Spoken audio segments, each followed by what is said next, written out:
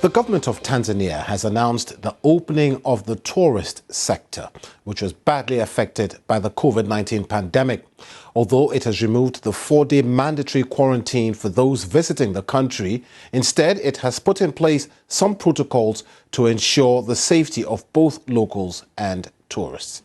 Well, joining me live is Dr. Hamisi Kigwangalla, the Tanzanian Minister for Tourism and Natural Resources. Mr. Minister, thank you very much for talking to us. Your government has been accused of putting the economy before the lives of its citizens.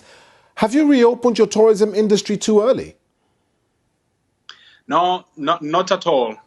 Actually, Tanzania put health of our citizens as well as visitors to Tanzania at the forefront. And we did this through restricting ourselves to the guidelines that were put forward by the WHO.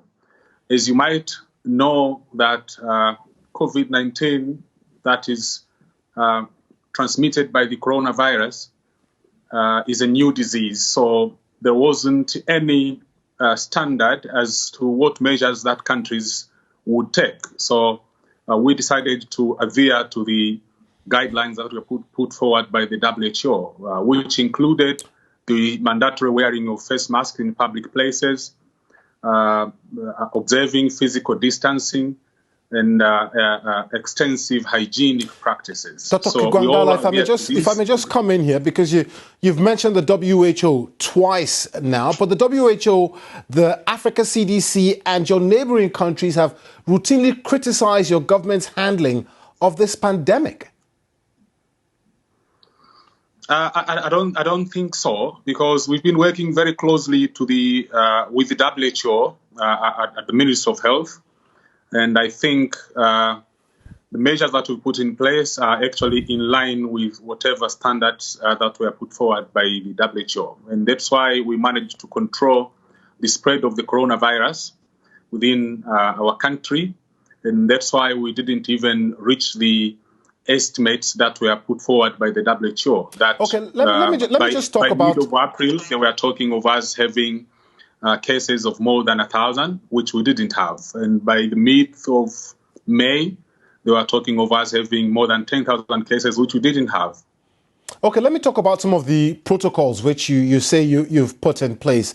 I gather that in Arusha, for instance, you've built a spanking new hospital which is kitted out with measures.